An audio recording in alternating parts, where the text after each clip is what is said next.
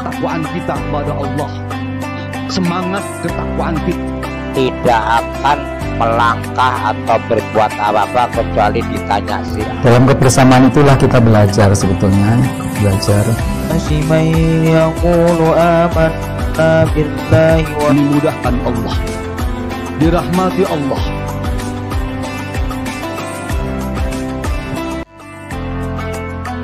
Ketakwaan kita kepada Allah, semangat ketakwaan kita, tidak akan melangkah atau berbuat apa-apa kecuali ditanya sih. Dalam kebersamaan itulah kita belajar sebetulnya, belajar.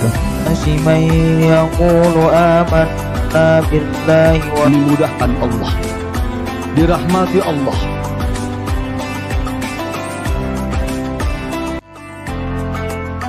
Ketakwaan kita kepada Allah, semangat ketakwaan kita, tidak akan melangkah atau berbuat apa-apa kecuali ditanya sih. Dalam kebersamaan itulah kita belajar sebetulnya, belajar. Dimudahkan Allah, dirahmati Allah.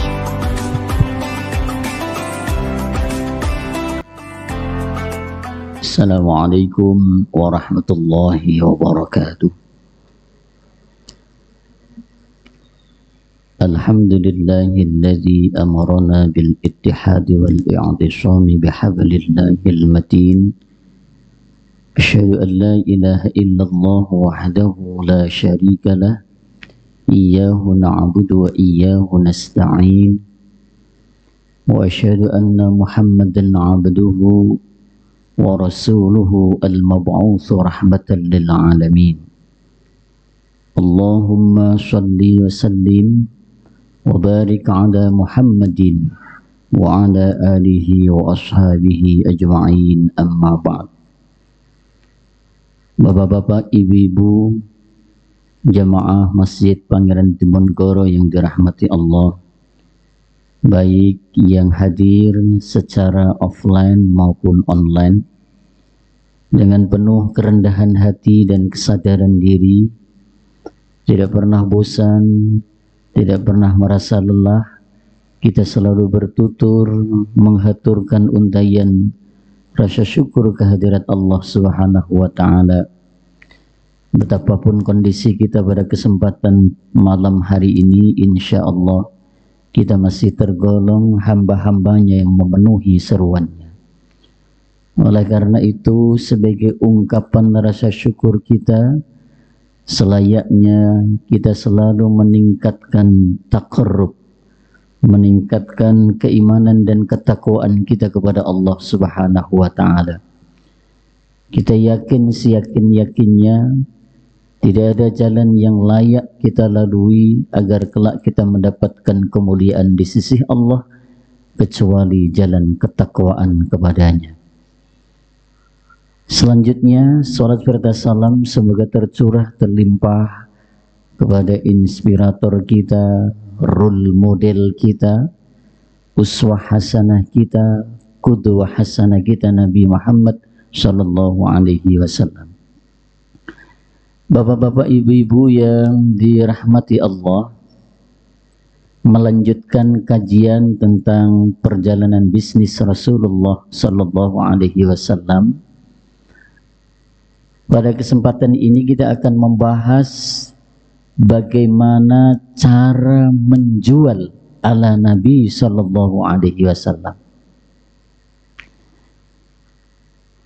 Etika dalam bisnis yang sering dianalogikan sebagai moral berbisnis adalah hal yang utama bagi seorang yang bernama Nabi Muhammad.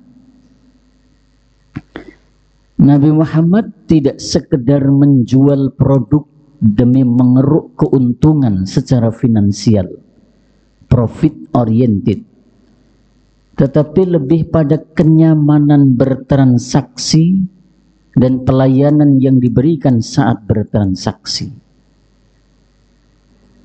Ada sebuah kisah yang mengatakan bahwa Nabi telah melakukan transaksi dagang dengan menawarkan kain pelana. dan sebuah bejana untuk tempat minum. Nabi kemudian bersabda, siapa yang ingin membeli kain pelana dan bejana air minum, ini sebuah tawaran Nabi. Seorang laki-laki menawarnya dengan 1 dirham. Dan Nabi kemudian menanyakan apakah ada yang hendak menawar dengan harga yang lebih tinggi. Seorang lagi menawar dengan harga 2 dirham. Dan Nabi pun kemudian menjualnya pada orang itu. Kira-kira nilai apa yang bisa kita ambil dari kisah ini?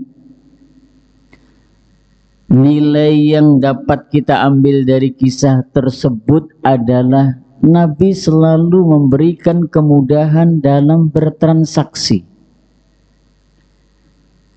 Walaupun saat itu Nabi berada dalam posisi sebagai price maker.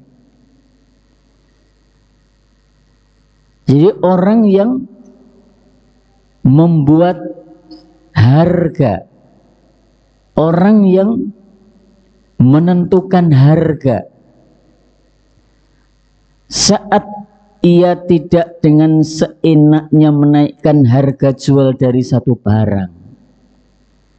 Nah, dalam menjual ini Nabi SAW berpegang pada prinsip-prinsip berdagang yang beliau miliki, sehingga pada akhirnya dapat membawa keuntungan yang berlipat ganda sekaligus limpahan kebaikan. Bapak Ibu yang dirahmati Allah, ada beberapa hal yang memang harus diperhatikan dalam berdagang. Cara Nabi dalam menjual itu ada poin-poin penting. Yang pertama, penjual itu tidak boleh mempraktikkan kebohongan dan penipuan mengenai barang-barang yang dijual pada pembeli. Apapun itu. Penipuan yang dimaksud di sini berkenaan dengan hal-hal misalnya seperti pengurangan timbangan, menukar barang yang hendak dibeli, lalu sumpah palsu. Nah, kadang-kadang sering begini. Ini walaupun ditawar kali tiang sak menten, no, jenengan nawari malah sak mini. Padahal belum ada orang yang nawar.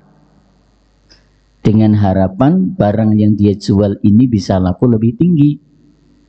Alambok dikurangi sekedik mawon. Nah, padahal aslinya gak ono sing nawar sak bono. Gitu. Anjuran ini juga berlaku pada kegiatan promosi, periklanan yang semakin tidak memiliki kredibilitas. Ini sudah diingatkan oleh Nabi SAW sejak abad ke-7. Nah, makanya sekarang kan memang ada kode etik periklanan, termasuk misalnya menunjuk barang yang tidak lebih baik dari barang yang kita jual.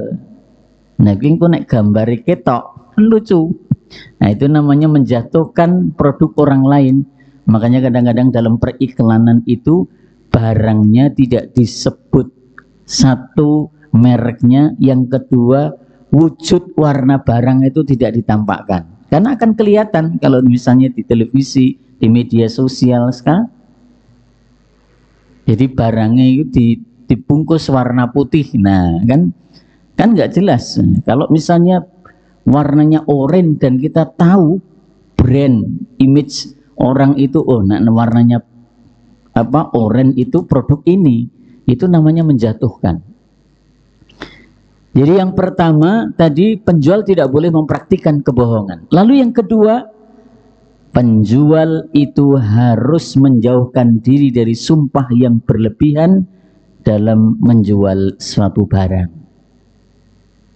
Hindari Sumpah pun kula wantun sumpah. Saya berani sumpah, Pak. Ini barang ini nggak ada, Pak, di sini, Pak. Adanya ya Bapak kalau mau cari di sana nggak bakal ketemu, Pak, hanya di sini. Coba Pak cari di mana-mana. Ya di sini adanya, Pak. Sudah. Saya jamin ini kualitas number one. Padahal aslinya KW. Nah, misalnya begitu. Nah, ini tidak boleh. Dalam mengiklankan produk atau jasa, tidak dibenarkan untuk melakukan pembodohan dengan cara berdusta. Sebaik apapun cara yang dipakai, sehalus apapun bahasa yang digunakan, tetap sumpah yang berlebihan itu tidak akan membawa kebaikan dalam berdagang.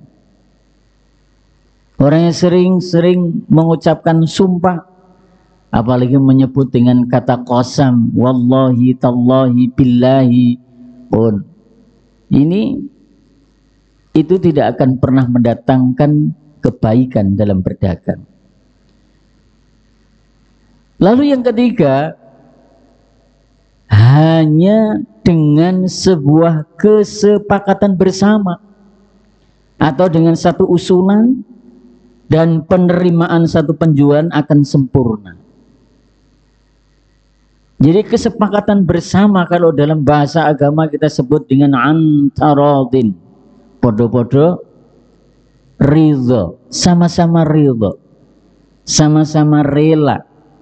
Sang pembeli menjatuhkan harga sekian, penjual menjatuhkan harga sekian, sang pembeli menerima dengan tawaran harga segitu. Sah nggih, bahasanya begitu. Jadi kadang-kadang ya kebawa juga ya daerah-daerah tertentu itu, misalnya kalau bapak-bapak berada di Banjarmasin, di Banjarbaru, ya Kalimantan sana itu, Kalimantan Selatan, itu orang kalau jual beli begitu, Pak, karena memang kebawa ya pola-pola agama pun, jadi sah, oke gitu. Rasul itu sangat menghargai hak-hak individu dalam berdagang, dari pihak pedagang maupun pihak pembeli. Dalam prinsip perdagangan yang digunakan oleh Nabi Shallallahu Alaihi Wasallam, tidak ada satu pihak yang mempunyai keistimewaan yang lebih dari pihak yang lain. Kadang dalam transaksi jual beli itu ada satu pihak yang merasa dirugikan atau melakukan transaksi dengan sebuah keterpaksaan misalnya. Kesepakatan yang terjalin pun hanya ada pada satu pihak. Ketidaksempurnaan ini terjadi ya karena kedua pihak tidak ada yang mau mengalah. Nah, ini yang dilakukan oleh Rasulullah Shallallahu Alaihi Wasallam. Pertanyaannya mengapa? Ya karena tidak adanya saling bermurah hati. Sikap murah hati ini tidak hanya berlaku pada pengusaha, tetapi juga pada customer. Kadang-kadang seorang pembeli itu merasa pokoknya anggar ora mbok selehno rego sakmono, aku ora pek tuku. Wis ameh mbok duke sithik, ameh pokoknya aku nek nawar sakmene ya sakmene. Kadang-kadang kan begitu.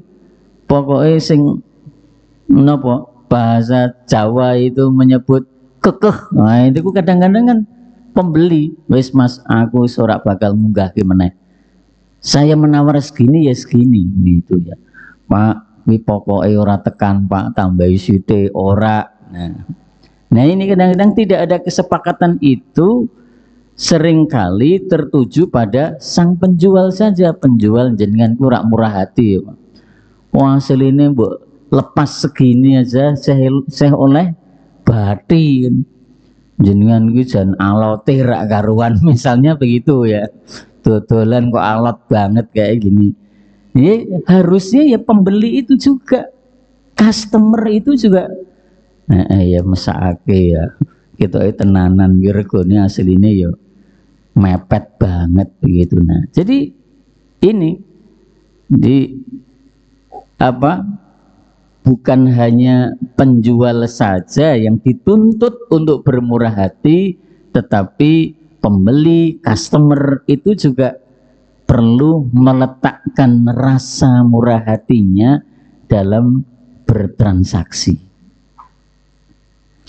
Nah, apabila telah terbentuk paradigma bermurah hati, kesempurnaan dalam transaksi pun akan menjadi nyata.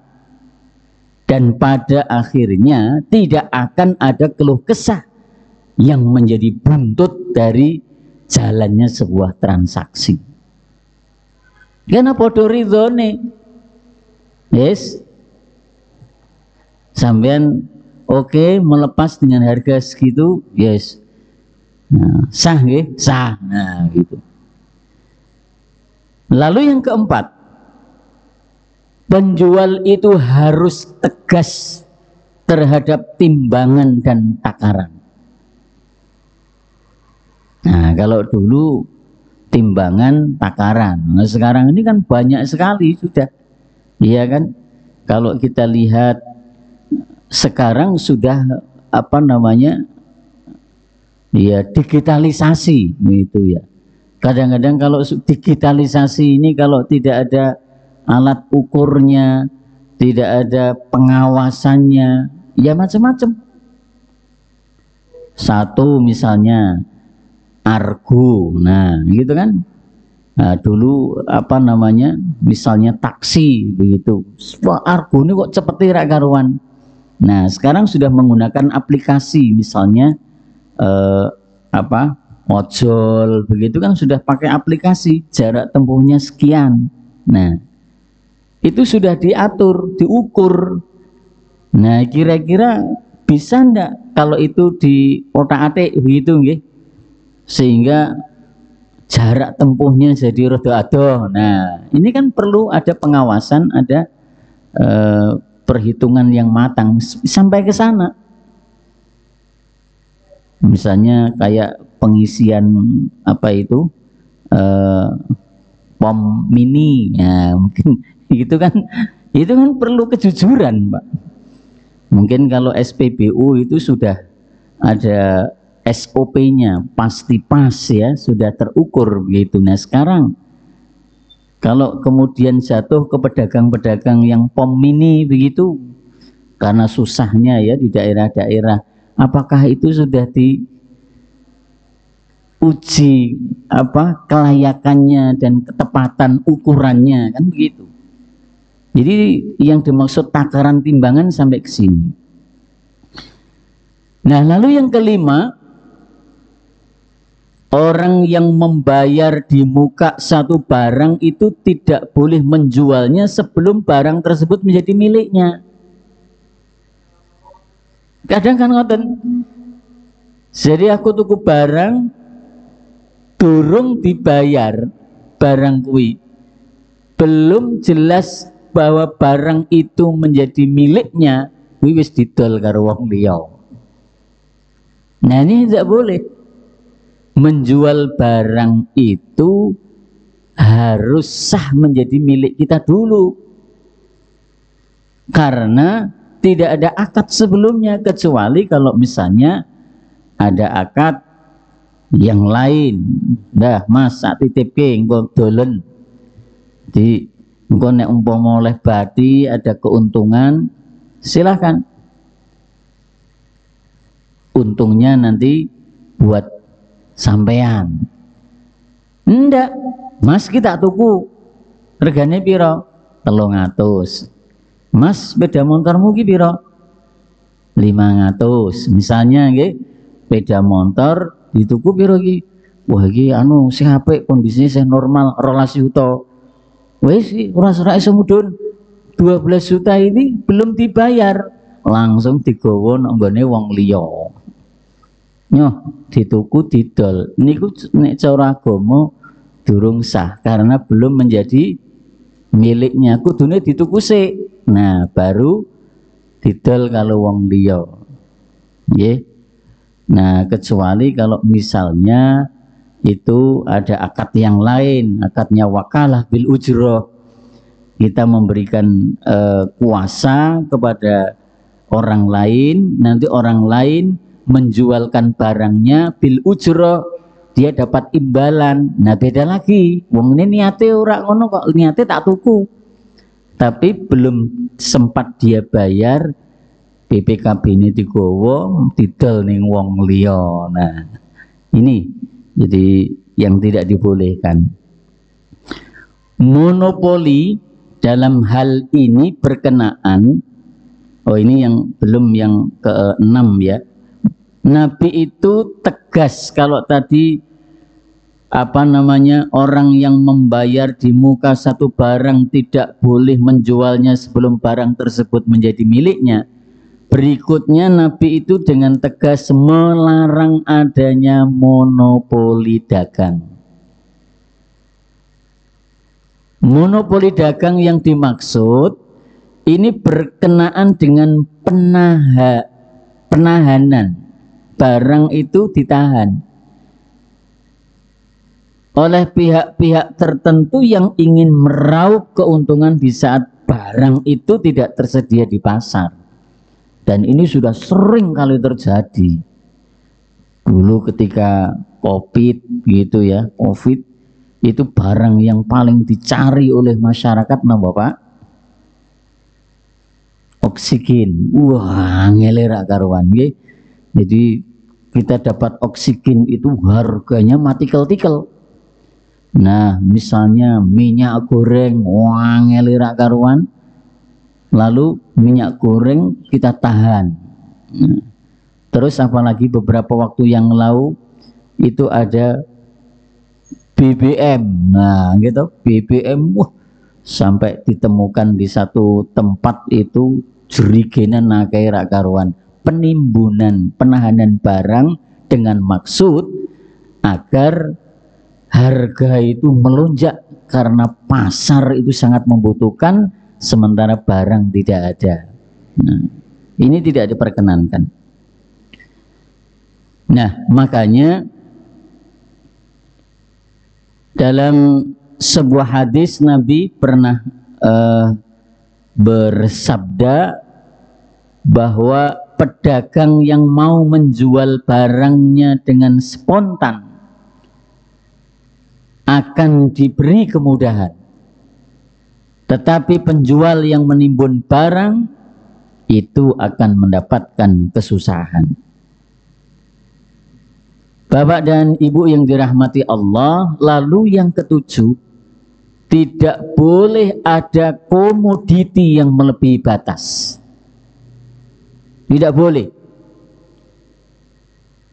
Jadi barang dagangan itu barang yang memang seimbang, jangan sampai melebihi batas. Ini 7 poin ini telah dengan jelas mengatur tata cara berdagang yang baik.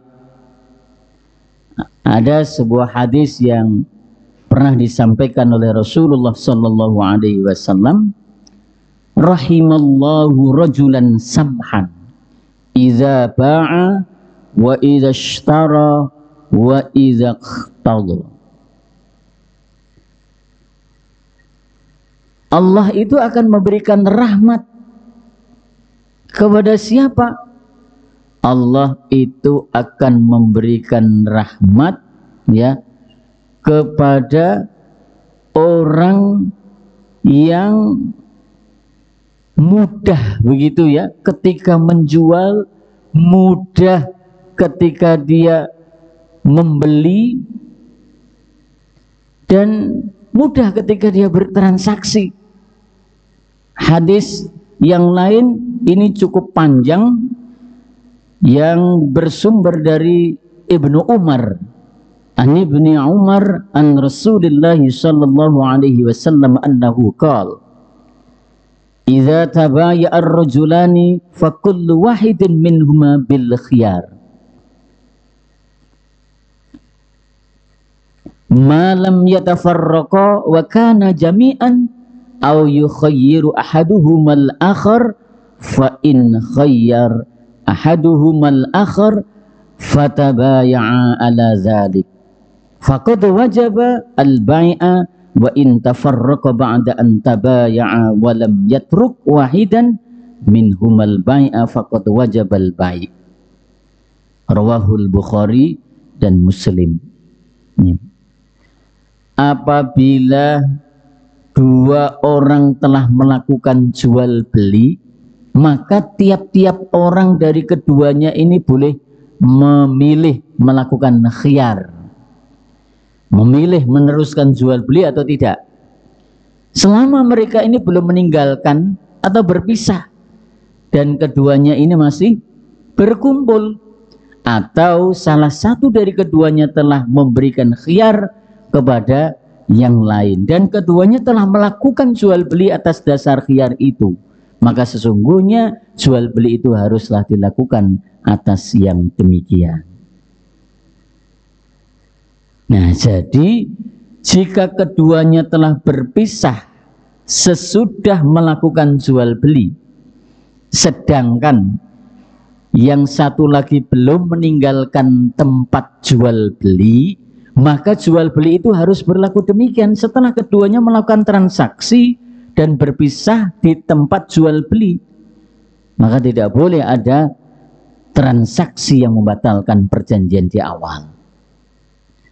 Nah, kemudahan dalam bertransaksi ini menjadi anjuran Rasulullah Shallallahu Alaihi Wasallam. Jadi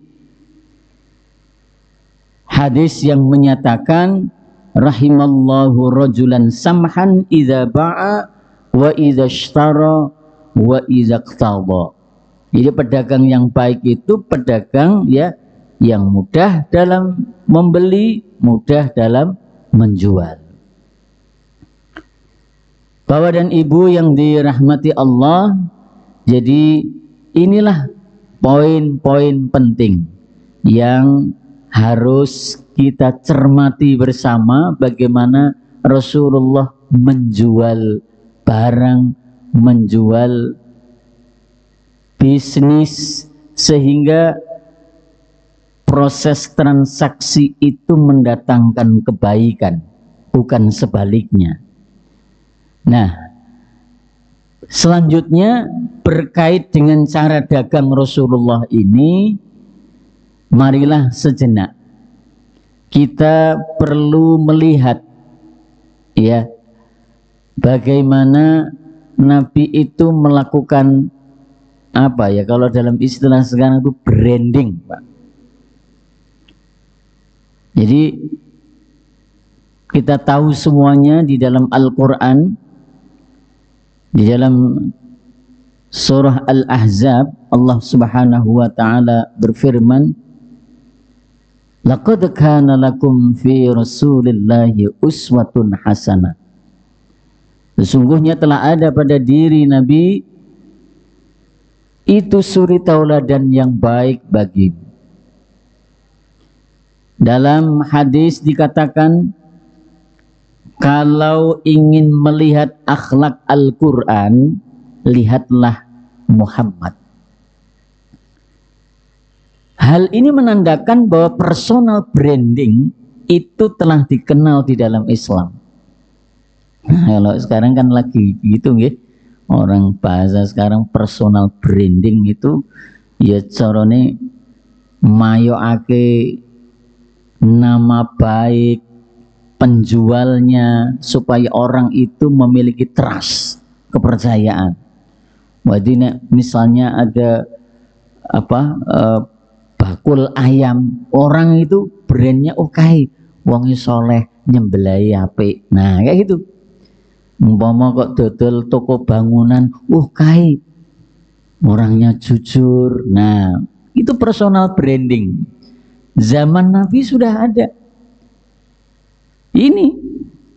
Jadi Kalau kita kepingin melihat akhlak Al-Quran, lihatlah Muhammad. Ini menunjukkan adanya personal branding, ya kan? Dan kita melihat bagaimana sulitnya musuh-musuh Nabi ketika berkumpul dan mencari cara menghancurkan nama baik Nabi lewat word of mouth.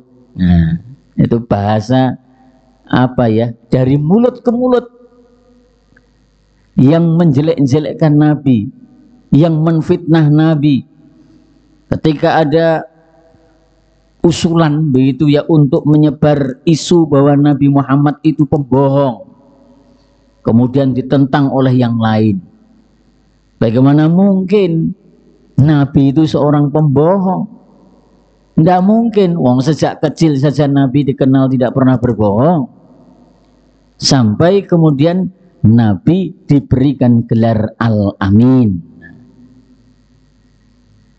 Artinya ya tidak terbukti. Lalu ada lagi misalnya dengan menyebar isu bahwa Nabi Muhammad itu seorang penyihir. Ternyata ditentang juga oleh yang lain. Karena Nabi tidak pernah meniup buhul-buhul sebagaimana yang dilakukan oleh para penyihir pada waktu itu. Akhirnya disepakati bahwa mereka akan menyebar isu bahwa Nabi SAW adalah orang gila. Jadi dalam rangka menjatuhkan tadi personal branding kalau bahasa sekarang ini. Akhirnya ya nggak bisa, ya isu itu tidak bertahan lama karena memang tidak terbukti. Jadi masyarakat tidak akan selamanya bisa dibodohi.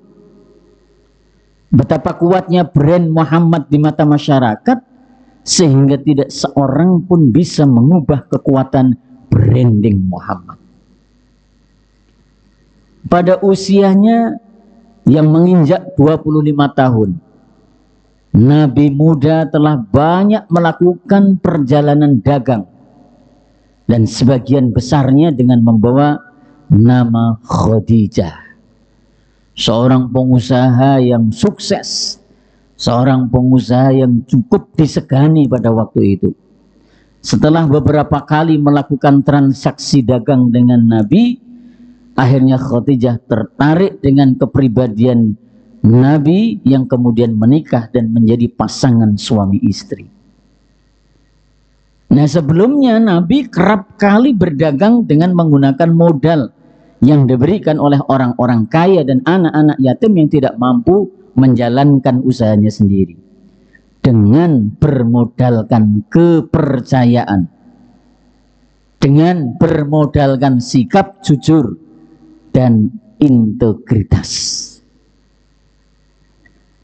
Jelas bahwa Nabi SAW telah mencetak personal branding yang kuat sebagai pengusaha yang profesional dan jujur.